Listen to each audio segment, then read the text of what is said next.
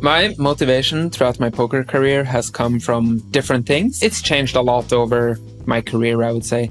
So when I started playing poker, I was 16 years old. I had no real respect for money or concept. Like, I was just playing it like a video game. Because I came from a video game background. I was playing a lot of Warcraft, Dota, World of Warcraft, Counter-Strike, these games. So I was very competitive.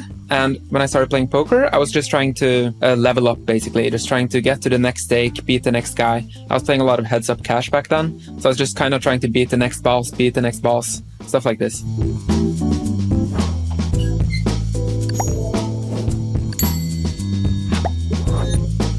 What's up, guys? I'm here with Espen Uhlen. Is that how you pronounce your last name? Yeah, I would say Espen Uhlen Jorstad. He's one of the best tournament players in the world. Sort of my competition sometimes. He's won over $15 million live, including got... I had that you won the main event in 2022 for $10 million. Well, that's kind of a fucking big deal. Yeah. So there's that. He's won the tag team event also with Patrick Leonard, who's also a big deal. He's also one of the best tournament players in the world. He's owner of BitB and the Triton Mystery Bounty for $640,000. But who cares about that? Let's talk about this other stuff. Wait, you won the main event? What the hell? So funny, before we start this recording, Jungle is like, wait, did you win the main event? I have it here that you won the main event. I'm not really up to date on my main event winners, honestly. That's completely fair. I wasn't either until I won it myself. Like the year that I won it, 2022, if you ask me that year who won it, like for the last 10 years, I would be very clueless.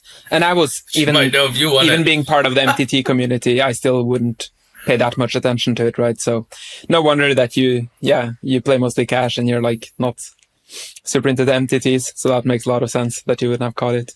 Oh shit, you must be rolling in cash. Holy fuck. Like the main event is a big deal. 2 years ago, bro. A lot has happened. I'm broke again. Why did I not know this? I feel like I should have known this. I thought, like, what's that guy? Weinman won. Maybe he won last year. That's what's going on. Yeah, that was last year. Okay. No, Tamayo was last year. No, 23 was Weinman. 24 this year was Tamayo, right? I don't know who Tamayo is. But okay, no. Now I know. You didn't catch that whole controversy? There was like the people on the rail with the laptop running Sims while he was playing and all that shit. There was a lot of controversy around that. I did catch it. It was on one of the podcasts. What did you think of all that?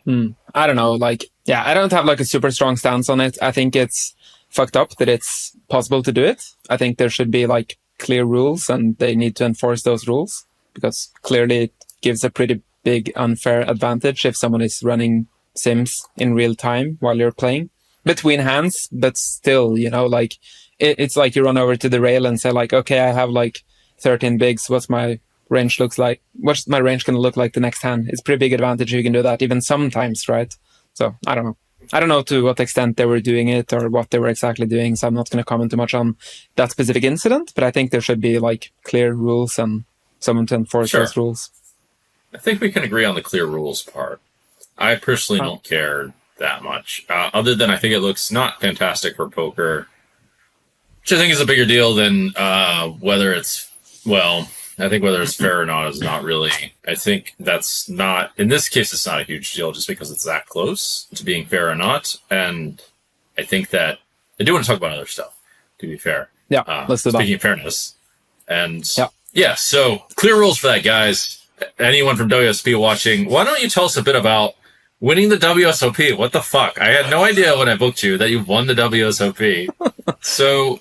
is there anything? Can you tell us some stories about how, like, your experience with winning, like, on your day breaks, or any feelings of euphoria, or strategies going into certain days, preparation, anything along those lines? I mean, it was a pretty rough summer, to be honest. I think, like, I started off the summer by cashing a couple of tournaments, and then I went on, like, a 18 tournament bricking session or something like that. Just bricked a bunch of tournaments.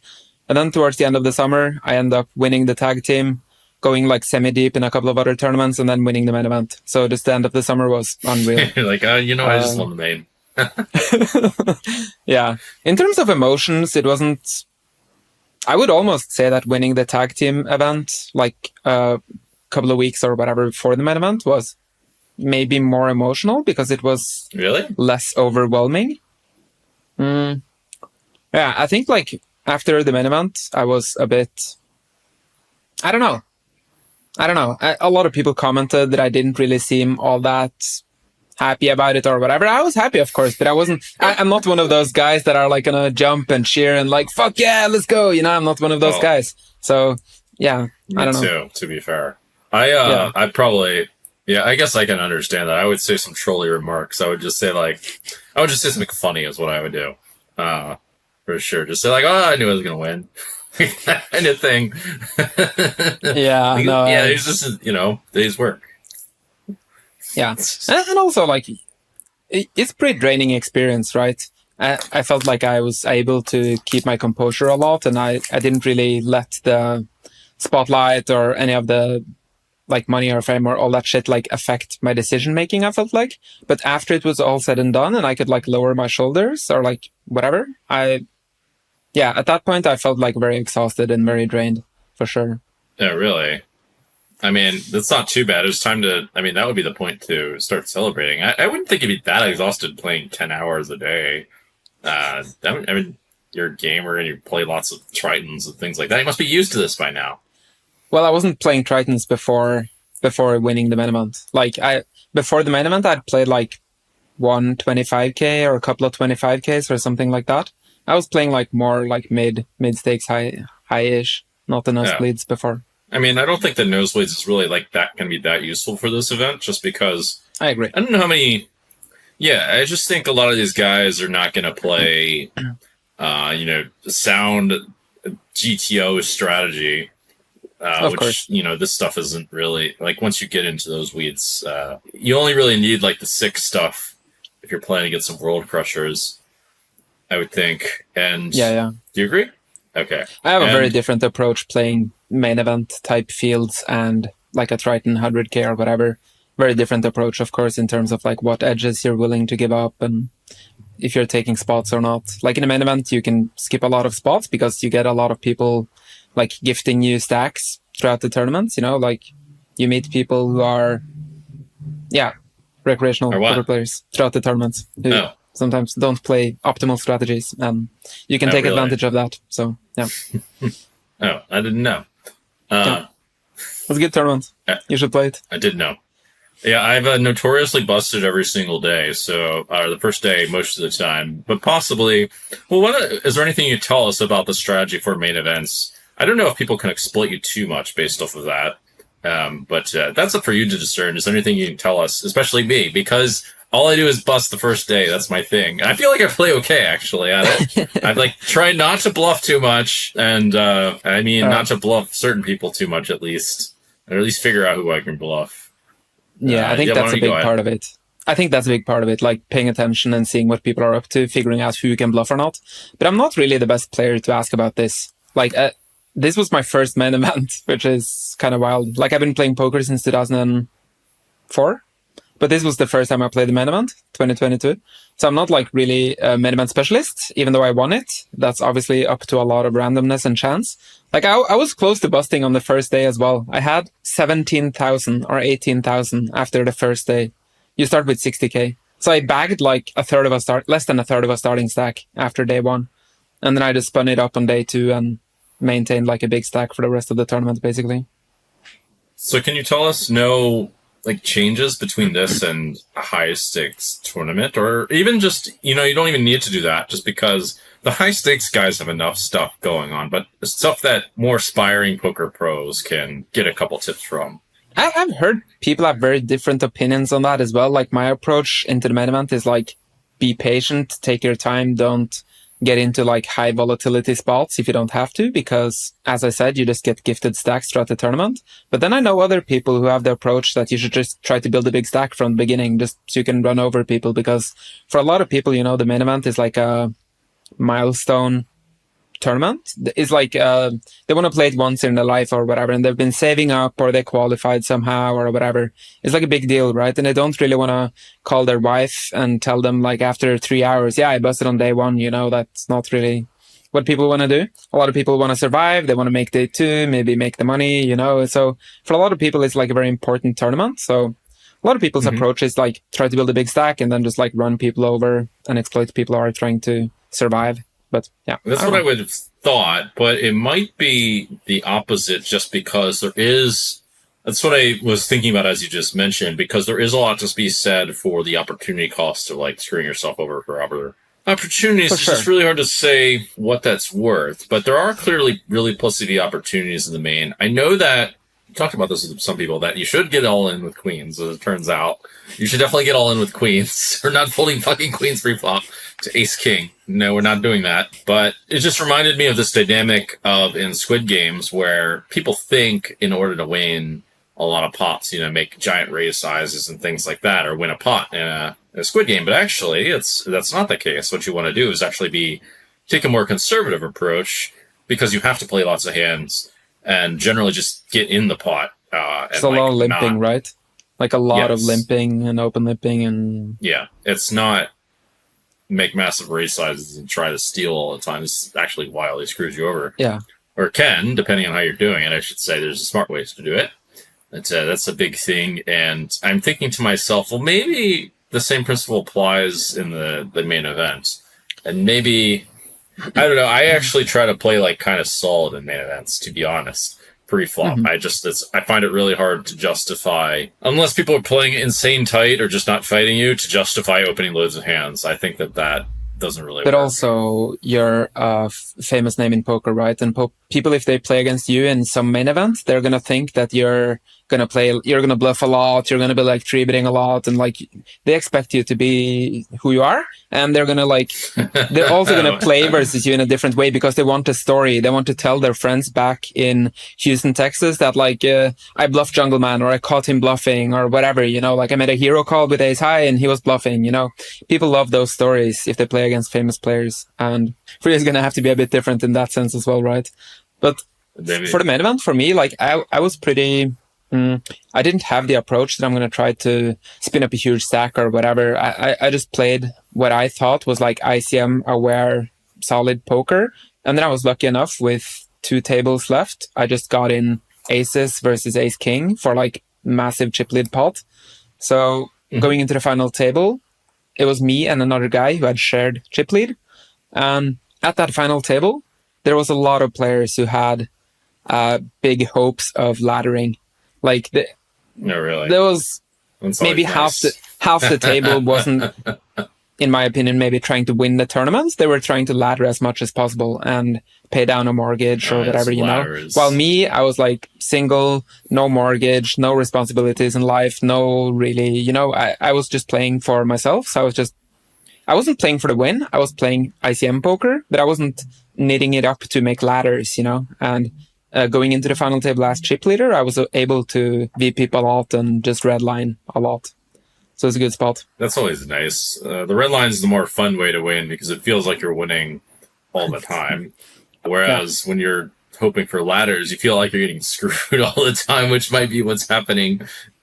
There was some sick folds. Like, I got sent some hands from that final table like after, and I was like, okay, what is going on here? People were playing. I think all the time. Yeah, sure, but they were playing very tight for the most part, which is very nice when you have the chip lead. Well, that's convenient. There's still money in poker. That's good news, at least in the main event, guys. Many people will be wondering is how do you stay motivated after you win the main event? Good question. My motivation throughout my poker career has come from different things. It's changed a lot over my career, I would say. So when I started playing poker, I was 16 years old. I had no real respect for money or concept.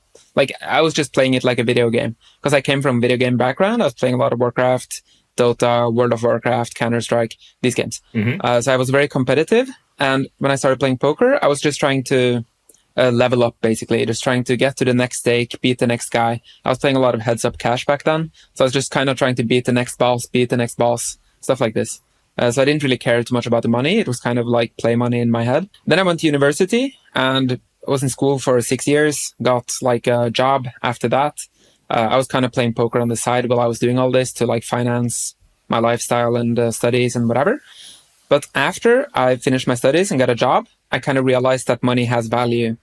Like, people actually work really hard for money. And I realized that, okay, money because, like pre-Black Friday, money, Yeah. it kind of felt like online poker was like some virtual ATM basically, because it was so soft, right? You could just log on and you would not really have that much swings, especially if you were playing heads up and you were kind of selective in the games you played, you just didn't have swings, right? So you could just log on Sure. and take out the money that you wanted, basically. It was ridiculous, right? I think a lot of people from that era just regret not playing more, and I've By the definitely way, had periods.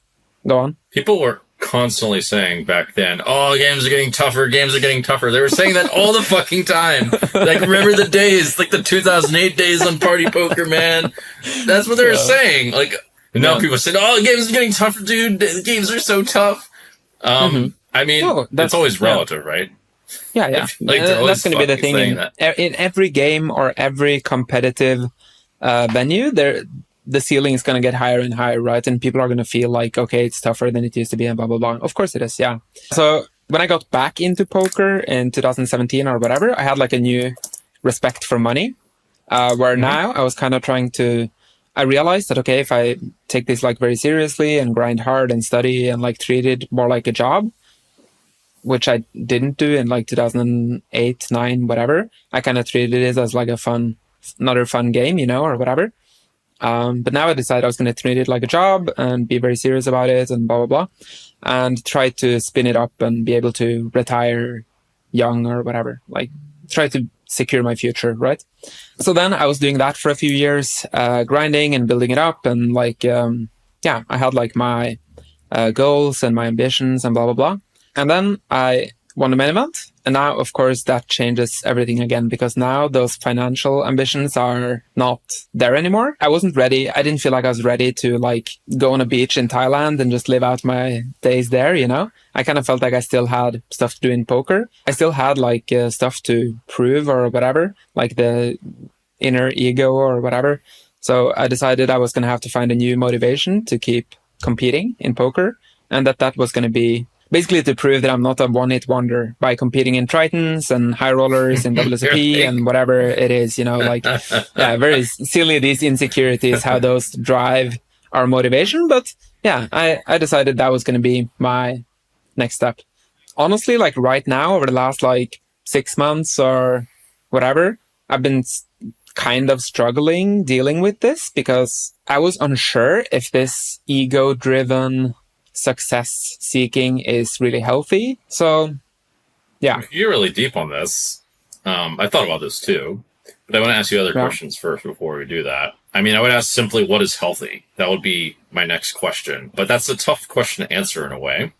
Can I ask what your perspective is on this? Because you've been in poker now for fucking forever, and you've been at high stakes forever, and for sure money was a big motivation for you at some point. I don't know if it still is, or if you changed, or if that just became like how has your journey been on this? I think that's interesting. Okay, so I'll start with that question, what is healthy and what is good? That was the real question that I asked, is what is good? Or at some point I asked that question, what the fuck is this good stuff?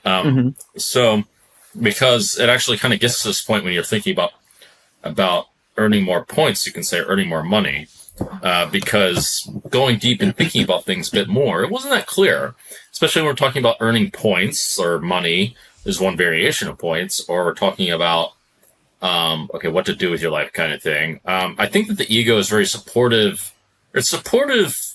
Ultimately, it's hard to do what you're like truly wanting to do without having your ego involved in some kind of way, even though it's not perfectly efficient in, like, if you really think about it, but it does like kind of push you using real world and tangible benefits towards things that will motivate you on the whole. It can be through pain, it can be through insecurity, it can be through dreams, things like of that nature. So there's all that.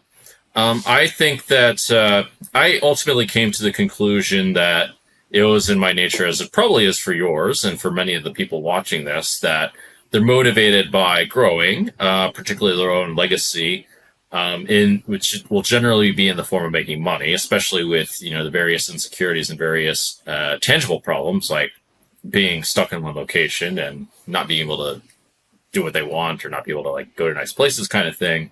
So to answer your question, at some point when you make enough money, the we already know this by science, that the utility of making more and more money goes down for most people.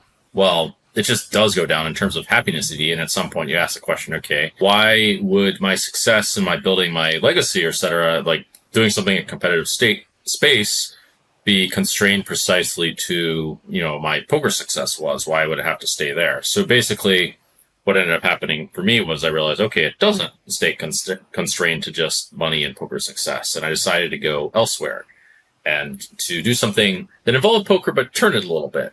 And this is how the podcast got involved. And I got more into this idea of like, okay, what if I could build my influence in the right kinds of ways and make more positive impact, because that would last forever. Money does not, and money decreases in value. It didn't affect my happiness to have a bit less money. So that was more or less where I went with all of that. And to answer the question of what is health, I mean, this would be more the question of like, what is good for oneself to grow, to be honest. I would say, like, for that, I wondered particularly if there's diminishing returns for things. I actually want to talk with you about that. But I would say health is more like just related to quality of life and making sure you have the best quality of experiences possible overall. I would look at it from that perspective and if I was going to optimize for health, which I don't 100% do. Speaking of which, no, I don't have my ring. I have the Aura ring, but I don't have it on me. I would be looking at things for. What's that? What's your HRV? What's my HRV? I don't know. This is maybe why I'm a health fish. I should know. I think it's like 120 or something. I don't know. It's pretty good. I'm not 100% sure. I need to check. But it must be pretty good. I work out like 5 times a week. I can't be too bad. I never get sick, too. So, okay. Health, I presume, would just be quality of life. And so I would imagine at least solving this problem for yourself and for other people to think more in these terms of what actually activates, makes you feel like you've accomplished something or makes you feel positive. I would presume that the answer would be in those directions. Well, firstly, what are your thoughts on that? And did you have any further aspirations other than beating these tournament guys, proving that winning more money at these nosebleeds? I'm not sure. I'm still debating it in my head. Like because poker is such a big part of my identity right now. It's been like the community that I've been in for the last 7-8 years or whatever. And even before that, like throughout my whole life, poker has been a big part of my life, right? And part of me wants to step away a bit and focus a bit more on other things in life, because it can feel a bit one-dimensional if you're all in on poker for a very long time.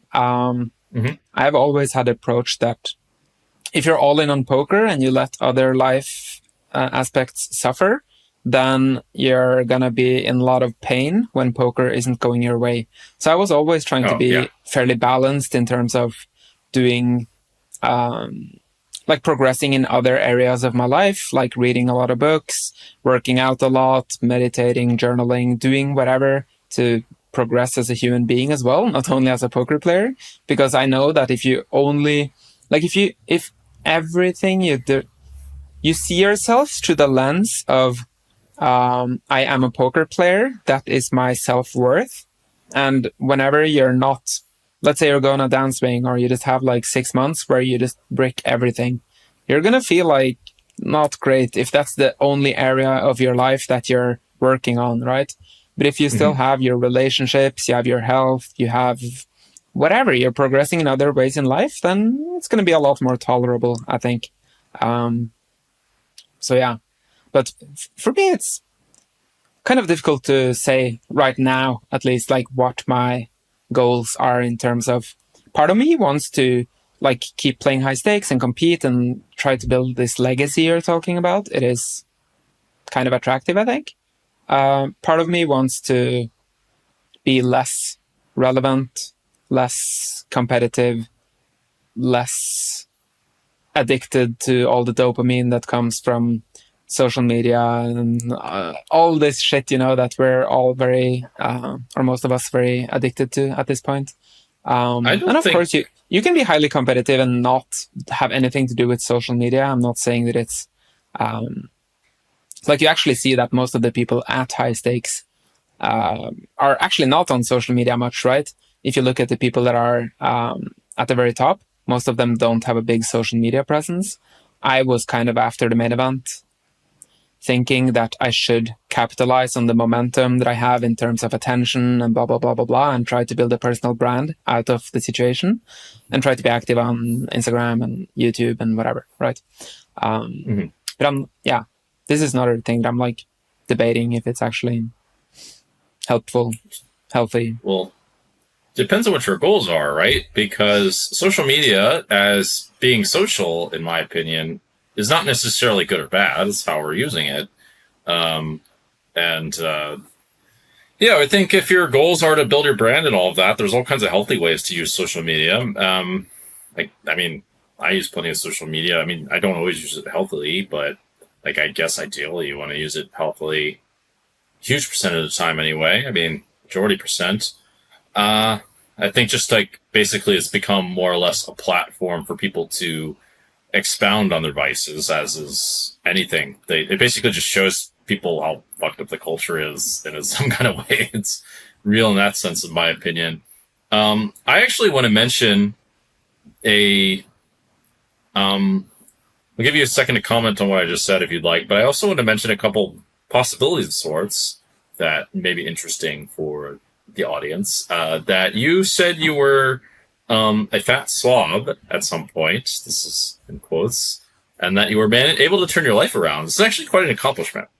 And I think that there probably is a population in poker that can resonate with that and resonate with wanting to do that and change that about themselves.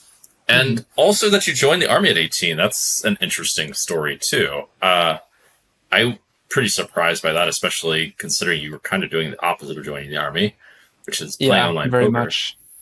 I had no belonging in the army at all. I was the opposite of what you would think of as a soldier. I had like no discipline. At that point, I was like over 100 kilos and I had like 0 grams of muscle on my body, literally like 0 grams of muscle. I'd never been in a gym. I spent most of the days just in front of my computer playing World of Warcraft or playing poker. And like, I was in very bad shape. Socially, I was very awkward. I was a very different person back then. And when I meet people now, people have a hard time believing that it's me if I show them like pictures or videos or whatever, because I was such a different person. And I think the year in the army itself helped a lot because I learned a lot about discipline and I was kind of forced to grow up very fast, going from being like very immature, lazy guy to to basically having to wake up like 5 a.m. every morning to do like a bunch of push-ups and whatever else nonsense they had us do, And then after the army, I kind of, I lost like 18 kilos in the army. I gained some strength and I lost a lot of fat. And then when I got out of the army, I kind of tried to keep the gym routine going, but I was also partying a lot and not eating too healthy. So I gained like decent amount of weight again after the army, maybe like 5 or 10 kilos back, but I was at least strong and fat, not just fat as before. That's an improvement. Debatably, in better shape, but still not in good shape, I would say. And then it's been like, it's like a continuous journey of,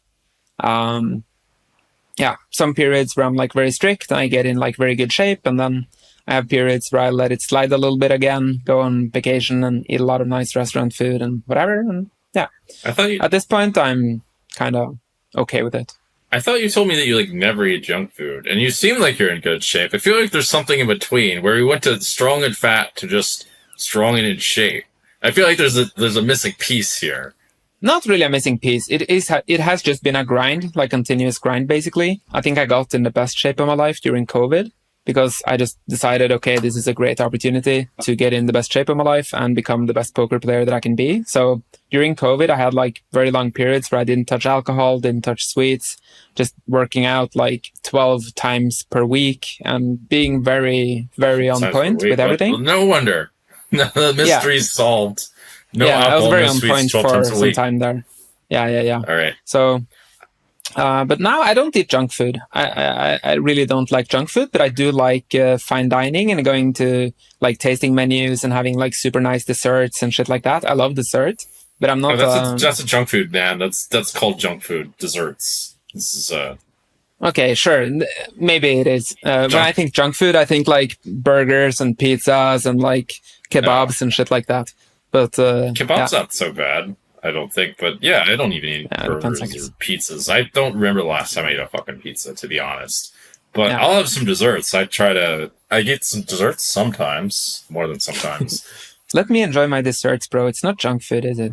McDonald's is junk food. Huh? I don't know.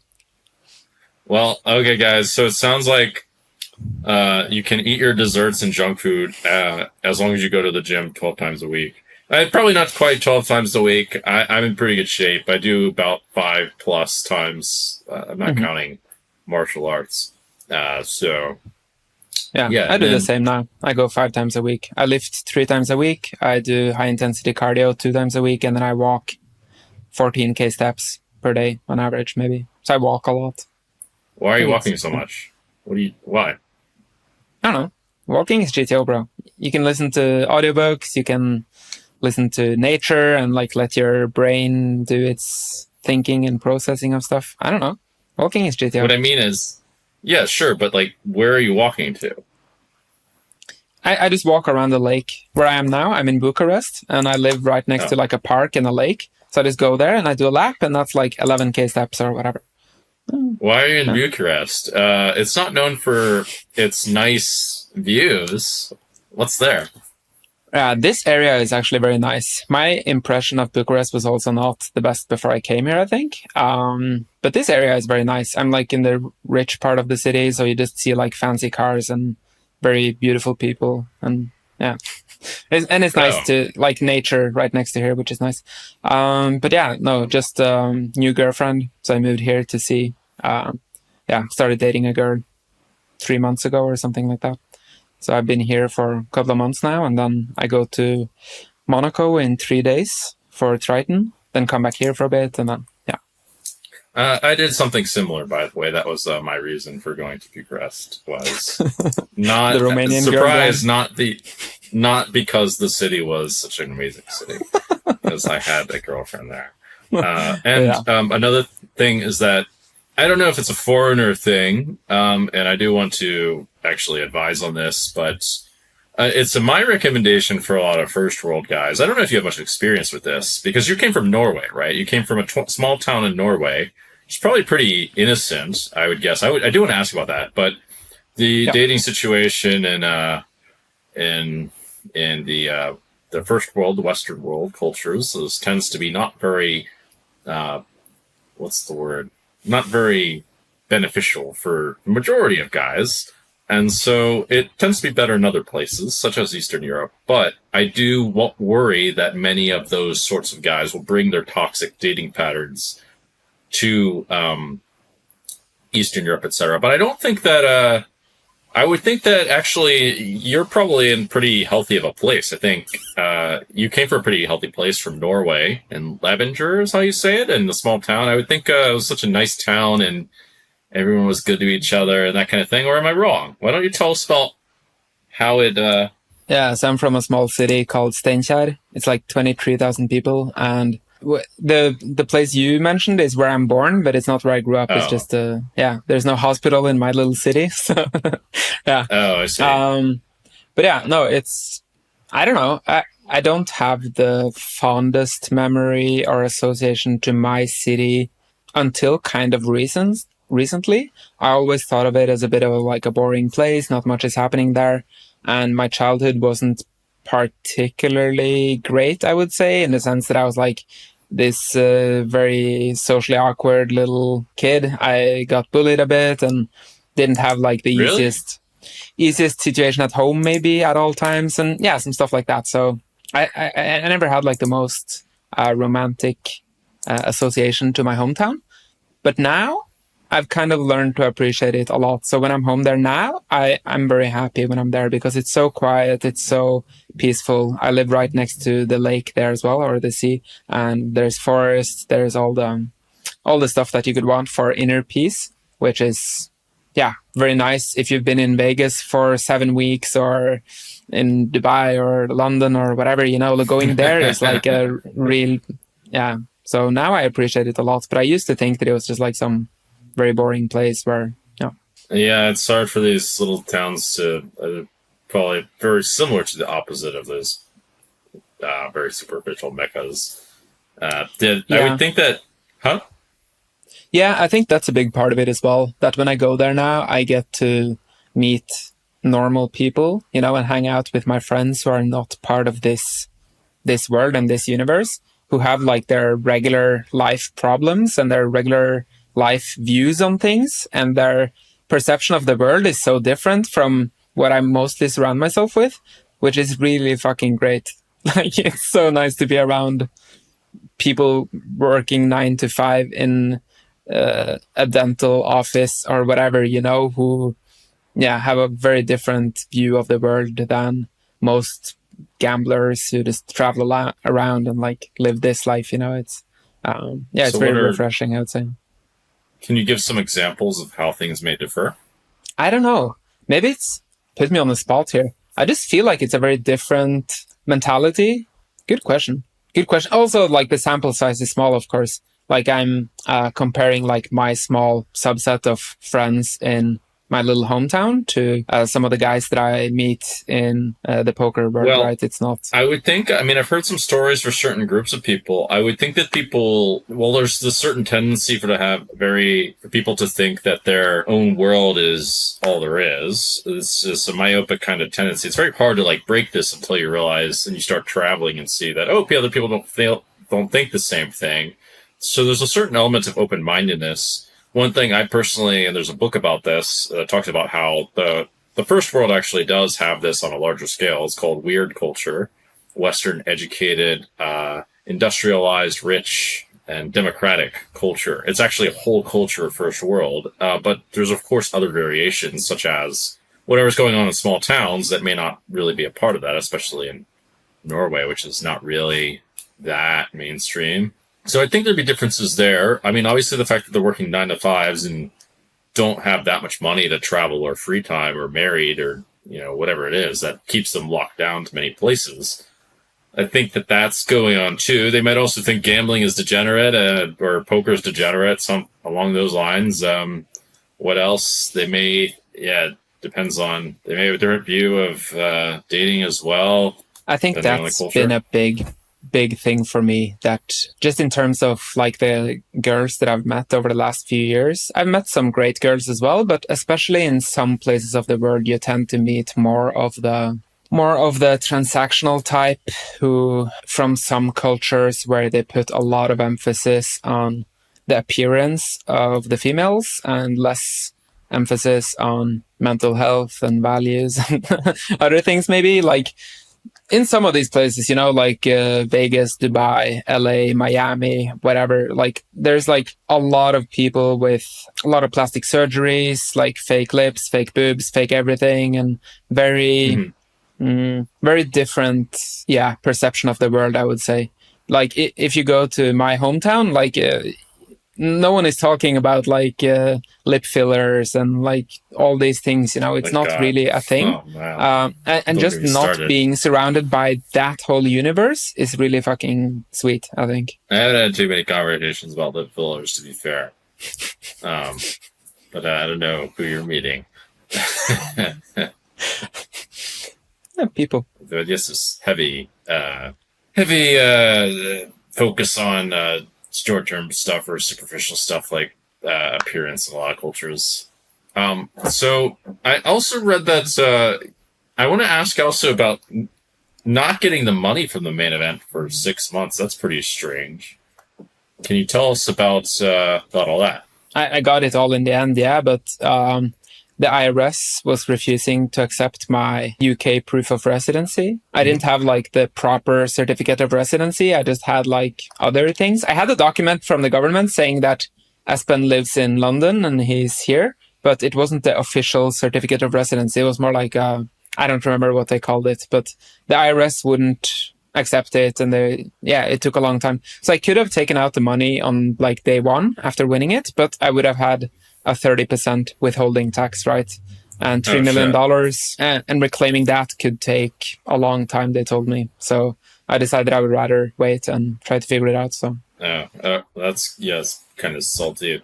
I would try to fight for that 3 million also. Yeah, I mean, I just waited, but of course, in a time where interest rates are decently high, like it's quite a bit of money, right? Like $10 million at 4% interest for half a year is what, like 200K? So it does matter in the end, like having the money locked up, just sitting there. Yeah, but of course, definitely it worked out in the end, and yeah. All right, glad it worked out. It'd be pretty bad beat if WSOP screwed you over.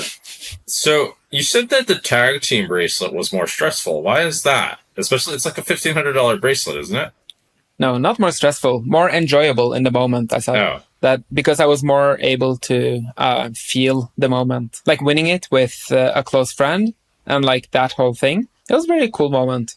While winning the main event was maybe a bit overwhelming. It was like maybe more a sense of relief because, like for me, it was more about not fucking up. It was more like a professional pride kind of thing. I didn't want to punt or do anything stupid or play bad poker on the biggest final table of the year. Like it was more like a professional pride thing. And I think I felt more like relief in the sense that I think I played the best I could at least. So yeah, it was more that. But yeah, the tag team was cool. Very cool event. Of course, it's 1,500 buy-in. And no, it was less. It was 500 per person. It was 1K in total. I think we won a total of 150K. So 75K each or something like that. So of course the money was not, it was okay. Like it's still a lot of money, but it wasn't like anything life-changing like the main event, of course. Yeah, I would have thought it was not worth that much. I personally thought this was an interesting format for games, and the whole idea of there being teams for poker could change things a little bit and make things a little bit more interesting. But it seems like it hasn't gotten that much reception. Do you think it's a good idea to add more team events? Yeah, do you think this would attract more people? I'm not sure. I think like it seems like a lot of the people that play that event enjoy it a lot. People think it's a lot of fun. Like, especially if you do it the way that me and Patrick did it. Like we played basically half the event, each of us. We swapped in and out and like, yeah, we played it as a tag team event. A lot of people that play a tournament, they like play it with their dad or their girlfriend or whatever, and like the girlfriend plays like one orbit and then you come and take over for the rest of the tournament basically. So it's like then it doesn't have the same like team feeling probably, maybe, right? But the way we did it, I think was very fun. Like I had a lot of fun during that tournament, swapping in and out and discussing hands. And yeah, I'd like to see it be experimented more with and some other sorts of things being experimented more. It is a cool format, I think.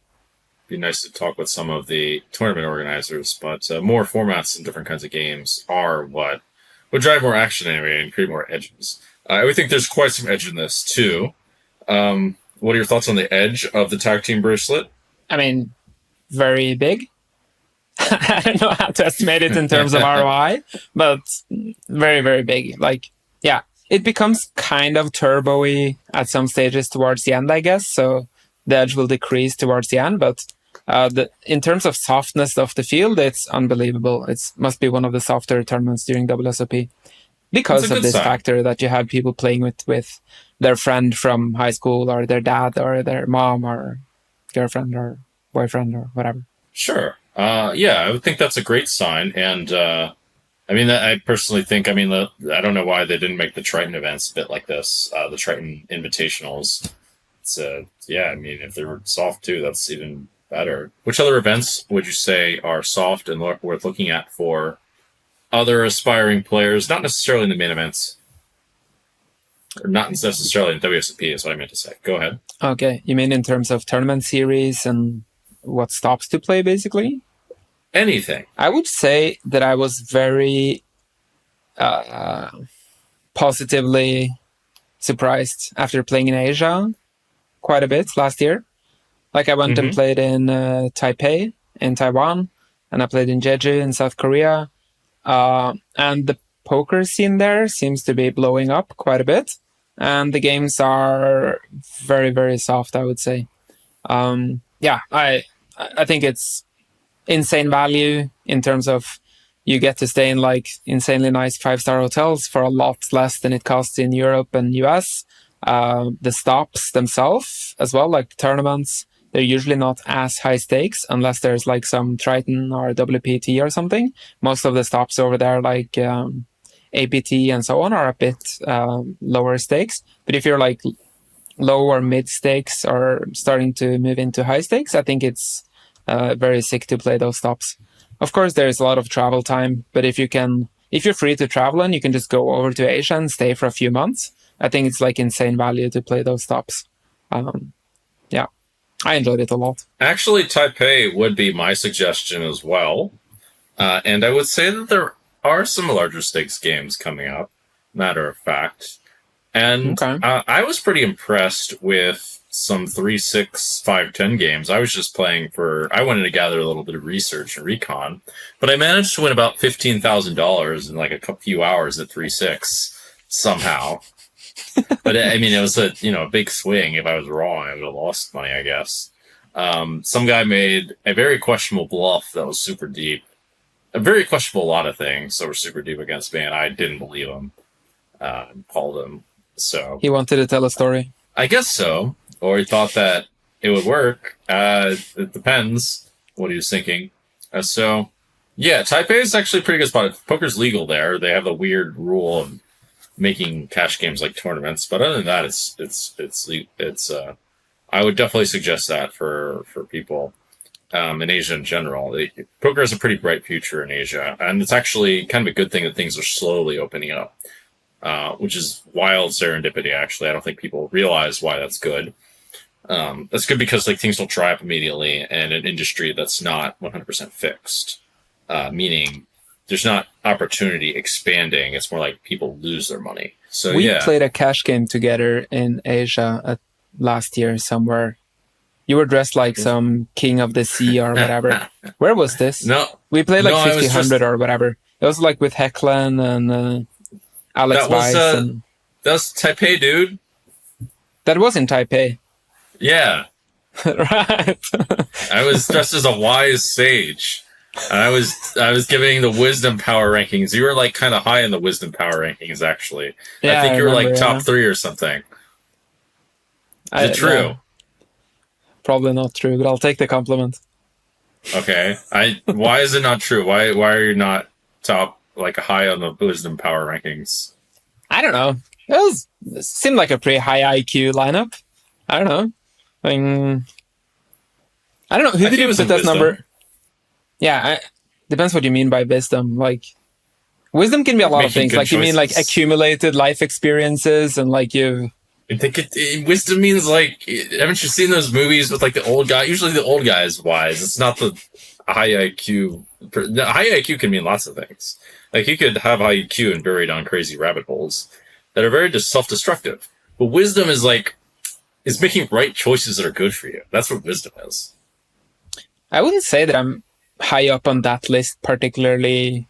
At least right now, I feel very low on that list because I feel like over the last couple of years, I've made a lot of silly choices in that regard.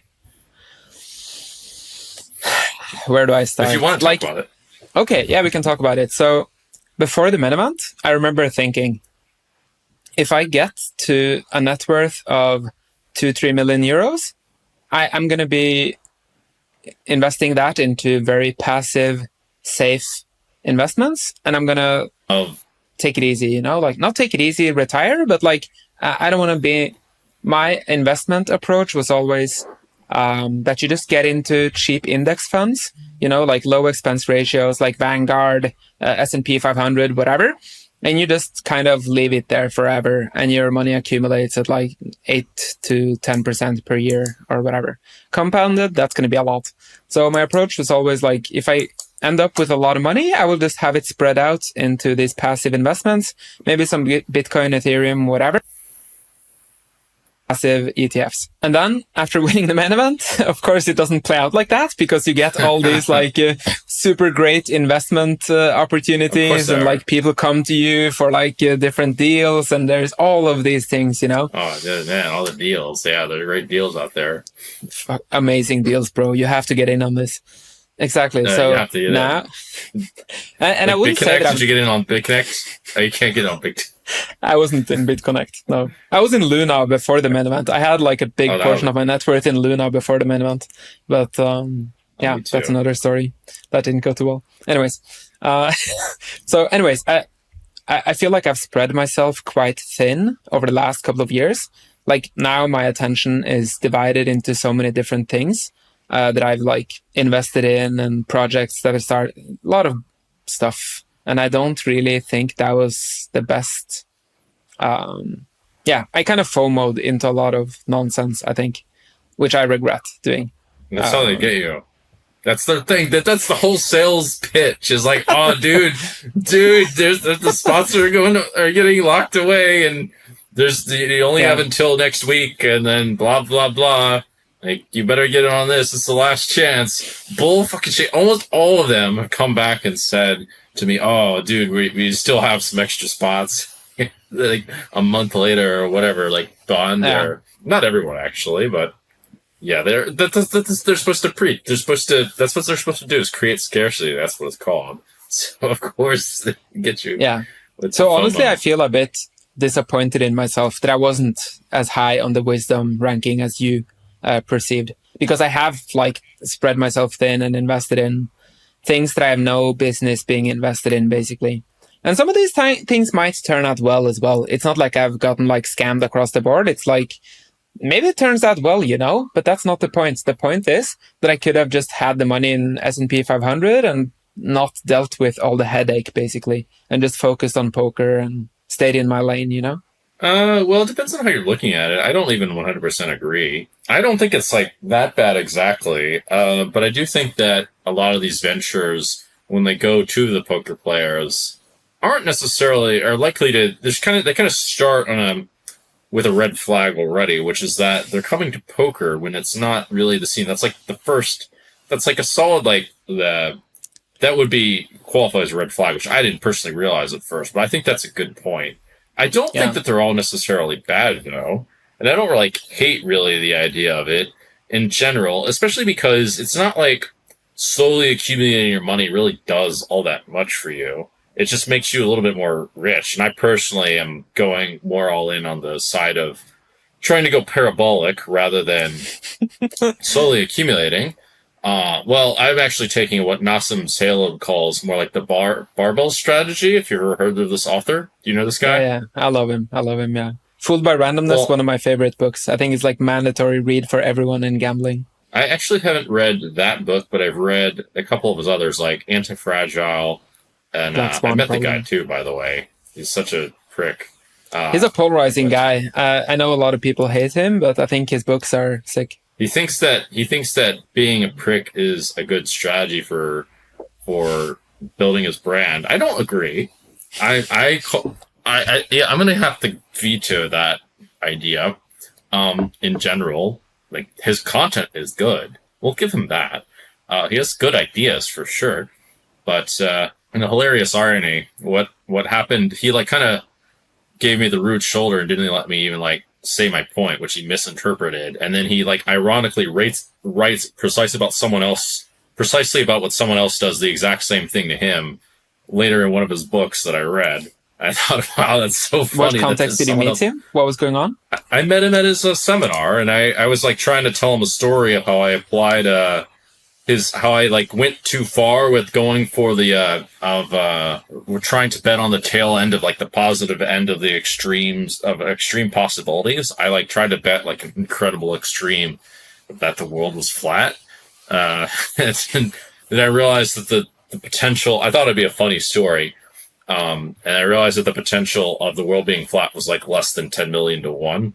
And then realized I should have gone for like 200 million or something really insane. And just like tell them more like stories of how I tried to bet on tail ends. But he didn't let me finish, unfortunately. He just thought you were a crazy person trying to say the word was flat. I didn't even get to that point. I wasn't even trying to say that it was flat. It was more like, well, maybe we're wrong. I just don't know what the percent chance that we're wrong is. I think it's actually like astronomically. I think it's way higher than 200 million to 1. Actually, I think there's some percent, but it's like, man, I don't know about that one. But he eventually was, got him to open up. I tried different strategies with him. I tried multiple social strategies to get to talk to him. But yeah, his stuff's good. Anyway, the barbell strategy is with certain assets we're really tight and don't lose the money, like in real estate. You can't really lose if you own real estate, and you can rent it out, so it's pretty good, or keep some liquid, I guess. And then with the other percent of the money, you take a more aggressive route and invest in things that have a low chance of paying off, but might go parabolic, which would be, I think that's how you go parabolic, is use that strategy, which is more intriguing to me. But the safe route is what you're doing and what you're suggesting to do. I don't personally think it's so bad to make those investment mistakes. Besides, now you've gained the wisdom, and that's what you've exchanged. You've exchanged money for wisdom. Think about it like that. I bought wisdom, yeah.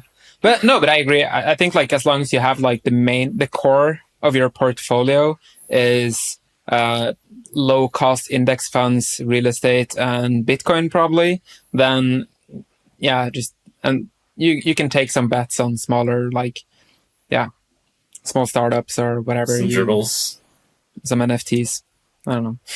NFTs. Probably not NFTs. I've not heard good things about NFTs. Yeah, that the investment course, we'll have to wait a minute for that one. But it's not really advised based on I guess either of our experiences. Some people got lucky.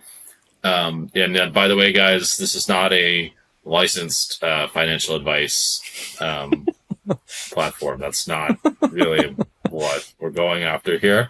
But yeah, okay, so you actually moved up on the wisdom power rankings because you recognize that your decisions were bad, which is really what wisdom's all about, I think, right? Something like that, or figuring out the right decisions. All right. Well, I know that a couple other things. Why don't you tell us about your routine? So this seems to be an interest of sorts for you. I don't personally have that much of a routine, but why don't you tell us about yours? I mean, it shifts a lot. Like last month, I was playing WCOOP. So being in Bucharest, the time zone is not what you would say very good. So my routine was pretty, I would wake up at 2 p.m. or whatever, go to bed like 6 a.m. because those tournaments last all night here. So very bad. But yeah, during that time, I would like wake up, go for a walk, go to the gym some days, and then play. That's it, right? Now, outside of the series, I don't really play much. I just study a lot and try to get mentally and strategically prepared for Triton Monte Carlo, which starts in 3 days. And it's not, when I say strategically prepared, it's, yes, I am studying to improve my game, but it's also like a big confidence thing for me. Like, I don't just like going in if I haven't studied recently because I feel like, really, yeah, it's a confidence thing. I'm kind of sensitive to that, where if I have a period where I'm not working hard enough by my own standards, I feel like, fuck, what if I suck at poker now, So what if you do like a stupid exactly. overrep bluff? Yeah, on the feature table, and now my fragile ego is shattered. I don't know. So yeah. Well, so what kind of studying would you say would be required each day? And is there a method that you use? Not really a method. I have like a few different things that I'm studying, and it's not really all that structured. It's more like mood-based, what I feel like doing. But it's basically a mix between running drills in GTO Wizard, just like run low jack versus cutoff, single raise pot, 40 big blinds. Run it till I feel like I have a decent grasp. Run it a bit later to refresh the memory on those spots. Or reviewing hands that I've marked myself from either live tournaments or from WCOOP now. I had a lot of hands saved up from WCOOP that I go through after to see if I played well or not.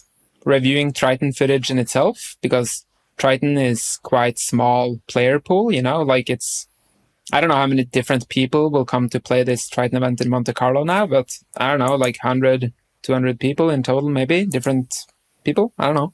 So actually studying footage from Tritons and getting a decent grasp of what all the different players are up to, I think can be worth quite a bit to at least have some idea.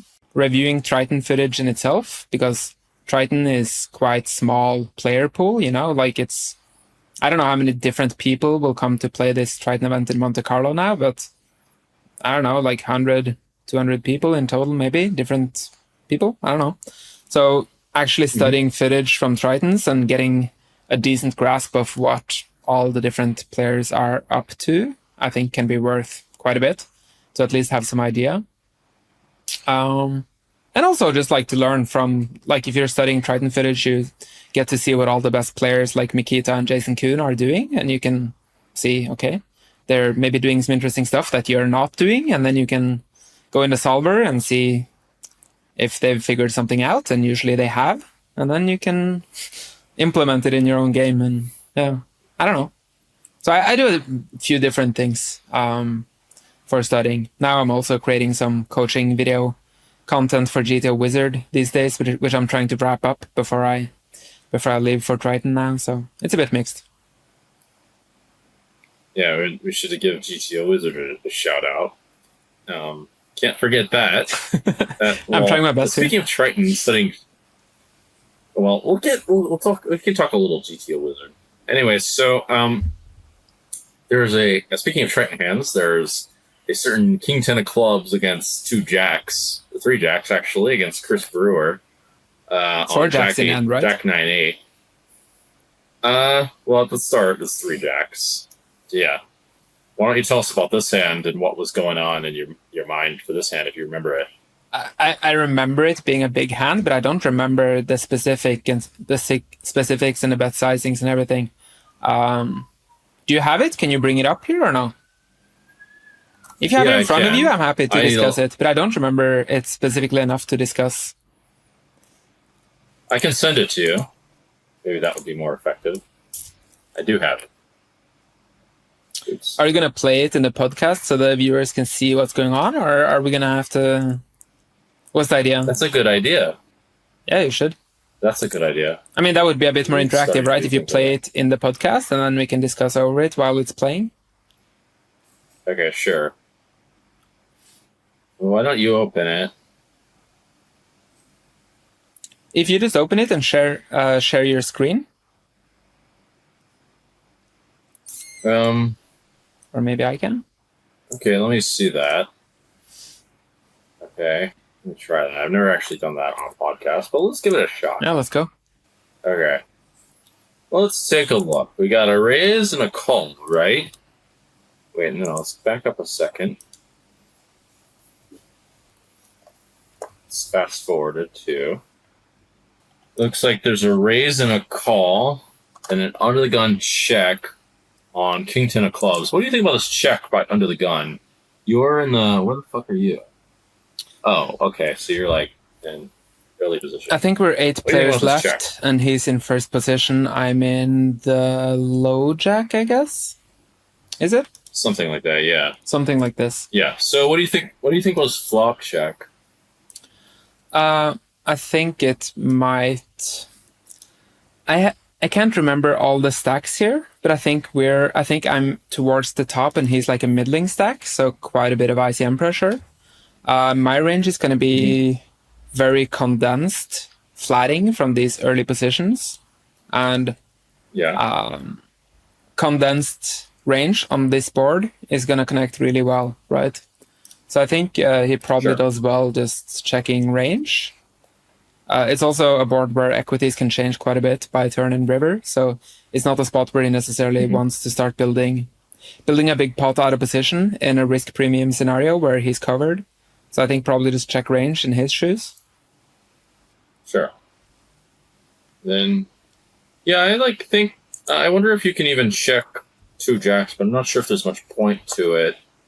I was thinking about this a little bit. He might have like aces, kings, or queens as well. So I think there's not a whole lot to talk about betting, just checking. especially considering, as you said, he has to play a bit more on the defensive, so you probably have to bet a lot of your value hands. There's not much reason for slow play. Would you agree with that? I agree with that. And I think like I would, if I wanted to have like slow plays here, it would rather be hands that are a bit more vulnerable. You know, there are like a lot of spots where you use top set to slow play, but I don't necessarily think this is one of them. I would rather slow play, more vulnerable hand where I'm not so interested in building a pot, I think. Fair. Yeah, sure. Yeah, I know what you mean. So you get like a safer run out and put more money in. Okay, I'm probably going to bet the quads, I think. Yeah. Or is there any reason to check? I mean, it could be a mix. I think I ran this hand after the tournament, but I don't really remember the outputs. I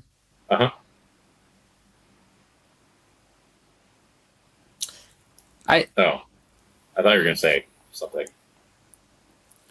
Given how strong his range is, I think we just kind of have to keep betting to charge like aces with a club, kings with a club, queens with a club. I think if he has those over pairs without a club, he's probably already folding turn now. But yeah, he can still have like, he can have 9s and 8s pure like this. He can have a bunch of flushes. He can have the over pairs. He can have pocket 10s with a club. Yeah, I think what I would be thinking is like, go ahead. No, go on. I'd be thinking, what are the things that I get the value from by checking versus betting? What things do I miss the value from betting if I check? Such as I miss value from queens, from aces, unimproved. On some runouts, I don't miss value from 9s or 8s. Those things are going to lose quite a bit of money. I miss value from like some shitty flushes. I gain value from ace, king, ace, queen type hands with a club by checking. And so yeah, maybe check could actually be a thing, just because you miss also some value for some flushes on like bad runouts and things like that too. But those are somewhat rare. Then yeah, that's what I'd be thinking. So check actually seems like a viable option. I don't know if it really. Probably the default is to bet though. It's something I would think about while playing. I find you get like more folds than you might expect in the spot. I'd be curious to see the results of the solver. So it looks like some mostly simple decisions. Is there anything to talk about with sizing on the river? Especially considering he's in a really disastrous spot, and you're basically only getting called by... Well, why don't you go ahead? I don't think he's going to make some hero call with like queens or something. What do you think? No, for sure not. I think it's... I have a sense that after running this spot, I wasn't even supposed to jam the river, just because there are so few hands we can actually jam for value in this spot. My thinking in-game is that once we are betting this river, we are so polar that jam is going to be the preferred size. But I don't think that was the case, because we still want to bet like ace-jack with ace of clubs, for example, or some... We don't really have many weaker flushes because we're flatting low jack versus U to G, so it's not like we're going to have 6-7 of clubs here ever, and neither will he. So yeah, I think I ended up going all in, and he folded. Spoiler alert. He folded? He did fold, yeah. Chris is a beast. Yeah. Chris is a beast, for sure. I have a lot of respect for his game. I know it's like a lot of...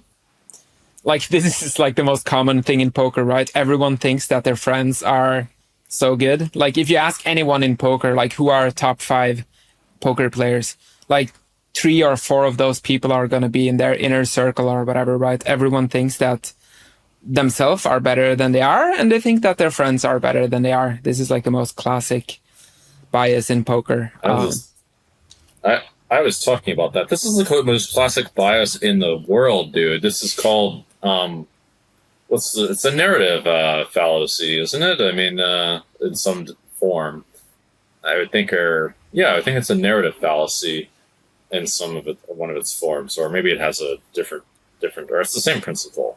It's very easy to understand why this. Efficiency. Yeah, it's very easy to understand why this bias happens, right? Because people have fragile egos for the most part, right? And they want to think that they are good at the game. And if the people that they are studying with are really bad, that means that they are probably also really bad, right? So by convincing themselves that their friends are really good, because like, you know what your friends are studying, you know their strengths, you know like the stuff they've been working on, and you know the stuff that they're good at, but you might not be aware of all the weak spots they have. While when you're analyzing other crews or other players, you're mostly focusing on their weak spots, right? Because that's all that comes up in the group chats or stuff like that. You never see in a group chat someone posting like, this guy from this other crew just made like a really good play. Like, it just doesn't happen that much. It's usually, oh my God, did you see what this guy did? He totally punted on the bubble or whatever, right? It's usually those kind of things that people tend to share. I think. And in that sense, your brain is going to start to think that, okay, my crew is just more skilled than the other crews, right? Which is really bad way to see the game, I think. I would think that this is a problem that's referenced, in poker, it's not even really a good tendency, to be honest. I wonder to what extent I'm guilty of this. I think I'm not as guilty as other people, but maybe I'm biased. But I'm like, change my mind rather fast if I see information in the counter direction. I've noticed this a lot, and I've seen that. I'm wondering how to get around it, but clearly it's more beneficial to look at the other sorts of things, and look at the things that people do good, or at least weight them properly if you have to compete against each other. I don't know how good, but is Chris your buddy, by the way? Yeah. How do we ask that question? Yeah. Okay. We're friends. And I think he's very good, of course. Yeah. I don't know how good he is, to be honest. I don't know how good all the tournament guys are. But I know that, if you guys are playing 100Ks, etc., you must be pretty good. I think a lot of this happens in various forms that are really bad overall for society. In poker, it's more like a toy game where you get punished for these sorts of things if you're too delusional. Well, if you're delusional at all, you get punished, matter of fact. But if you're too delusional, you really get punished. Over the long term, yeah. Not just you, but anyone. Yeah.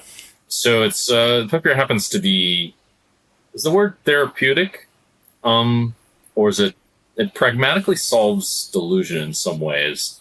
But there's ways where this really punishes over society, such as I think dating has gotten to this point where there's just this constant thing of like, oh, this person has these flaws and like, oh, you can do better, like blah blah blah. Like everyone's constantly saying something like that, where it's not necessarily true, and people don't really look at themselves or really look at things properly. But also, this happens a lot when analyzing people for the job or like something along those lines, or just looking at people in general, not through a fair lens.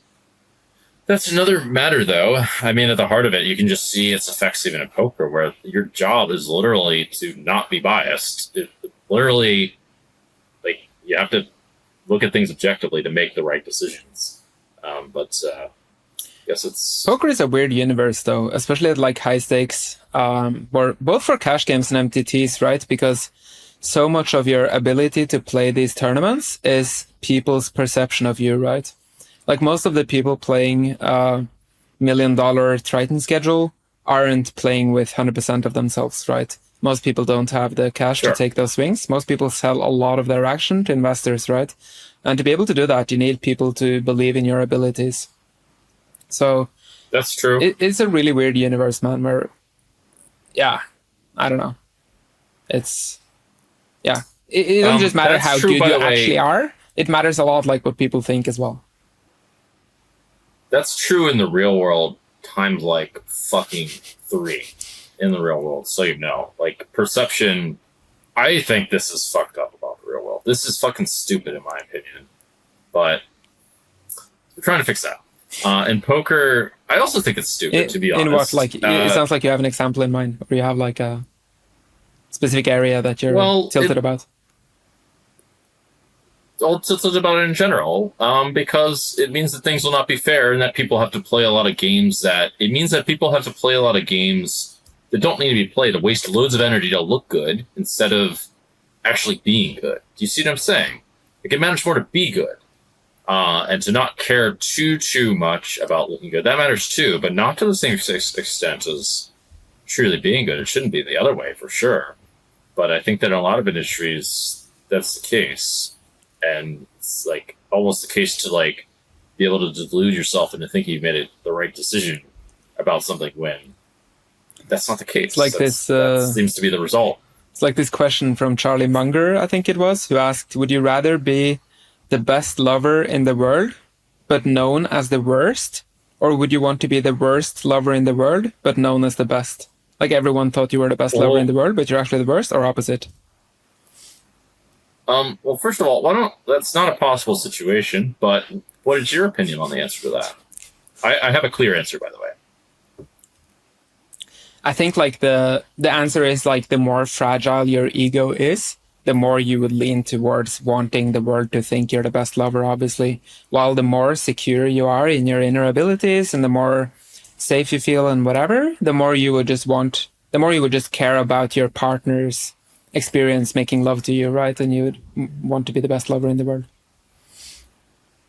Well, I have a little bit of different opinion, which if you're the worst lover in the world, and for some reason somehow people have been deluded into thinking you are the best lover in the world, that's going to change real fucking fast. No, it doesn't. Presuming it doesn't. Why would that not change? Because you're going to love somebody, you're going to have love with somebody, and then they're going to be like, "What the fuck? You're terrible." That person's going to break up with you if you're the worst lover in the world, for sure. And you're just going to keep going from person to person and think, "Fuck, I thought I was the best lover in the world. Why are all these people like not into it?" Don't change the rules, man. And then, Don't change the rules. It's a hypothetical. Sure. Well, the hypothetical would have to consider something that doesn't happen in reality, which is that things change, right? But they do. So if things change, you would rather be the worst lover in the world, if you had enough time anyway to change it, and then realize that you're actually the best, or thought of as the worst, and then go to the best, because that would be a much better experience than vice versa. Vice versa would suck, because people would be like, "Oh yeah, I really want to like make love to this guy," and then they'd do it, and they thought, "What the fuck? That guy was so bad." And girls talk, so in this hypothetical, they're gonna figure it out. No, they can't talk about it in this hypothetical. They talk all the time, dude. What do you think they fucking talk about? Of course they talk about this. But yeah, the other experience would be way better. But it would suck in the beginning because you would have a hard time finding the right partners. But you'd take what you could get, and then your options would expand and expand and expand, and then things would eventually be corrected. But I don't know, the perception to be good is just so. This is not the way things should be, in my opinion. But it's what it is. I get it. I just don't. It's definitely what it is, but it's not that good. That's what we're trying to fix. Anyway, Chris Brewer's got some skills. We know that. We don't know how good. I don't know that. It seems like people can admit they make mistakes. So how do you I don't think his reputation takes much of a hit if he makes some bad plays. Apparently, this is quite a good play. Yay for Chris Brewer. Let's wrap things up. But we can mention your poker vlog also. Do you like content creating, by the way? In periods, yeah. The vlogs that I made, I haven't made a vlog now since Bahamas last year, I think, or January or something like that. So I haven't been vlogging. Mm-hmm. I'm very active on Instagram, and that's kind of it. Sure. But I also haven't been sponsored for the last year by a poker company. So I haven't had the same incentive.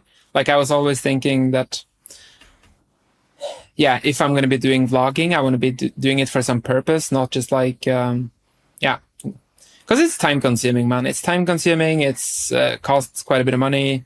I don't know. Content creation is kind of fun, but it's also more work than what people realize, I think. So, yeah. Yeah, it definitely is. I'm a bit torn about it. It's hard to make money from it, but you get the influence and people know who you are and stuff. But we'll give a shout out to GDO Wizard for their great product. GTO Wizard, that's the product also. And it's very usable. I use it for a lot of my seminars and for learning and looking up spots. Very, very practical and fast. And one of the it's got many of the most powerful assets for learning poker. Guys should definitely check it out. Put an affiliate link here as long as it doesn't mess with terms. And yeah, any last words, Espen? No. Any last thoughts? No. I'm going to go back to creating my GTO Wizard videos and getting ready for Triton Monte Carlo. And am I going to see you there, by the way? What are you up to these days? Are you coming? I'm going on the path of the Buddha, which I believe to be more important to going to Monaco. Wow. Yeah, so that should be interesting. Speaking of which, I'm deciding to get my shit together. Where is this? Yeah. Where are you now? In India. It's going to be in India, in the literal path of the Buddha. I'm actually going to the physical locations, including the Bodhi tree. To do what? I'm not sure, but they're educating me on Advaita Vedanta and kind of bringing me in towards that sect of spirituality. But that sect of spirituality, by the way, is the pathway of truth. That specific philosophy appealed to me because it's basically the most objective version of looking at reality. And even I would agree that it looks at bad and good as not really. It doesn't define either of them. I would say that those things. I would say that good is the inevitable result, or at least it looks this way. It's hard to prove, of time. Over time, things become better and better, or they have to, basically. I believe it suggests that, but it doesn't really define things in those terms. But it's one of the sects of Hindu philosophy, I guess you could say. One thing that people don't know is that a lot of Hindu philosophy was essentially anthropomorphizing, I think is the word. A lot of it, so that it's a lot more salient, it has more story to it, to make people more interested. But this takes a lot of that away, and just gets to the pure basics of the philosophy. Okay. Does it make any sense to you? I mean, I'm looking forward to hearing about it once you've done it. See what's up. Sure. Over there. Well, sounds interesting. Apparently it's from. Well, we'll see what happens. Yeah. So this is they what really sold me on it was they made it very close to my birthday. So I'm like, okay, I might as well go. Okay. Then very cool. Whoever they is, yeah. All right. No Monaco today. All right. Well, I'm choosing the opposite. I'm choosing spiritual wealth over objective wealth and fucking Monaco. I don't like Monaco very much. Maybe I'll get there in a few years. Yeah, it's possible. It might be like, oh, what's this spiritual wealth stuff? Yeah. Satisfy the ego first and then shatter it later and go back to the roots. Sounds pretty good. Yeah, well, go into the roots of the Bodhi tree. It's my thing as of soon, hopefully. Okay. All right. Any last anything blogs you want to mention or anything? Any what? Any blogs or anything? Nope, nothing. You want to mention? Nothing to shill. Okay. Thank you, Espen, for your time. Thanks, Dan.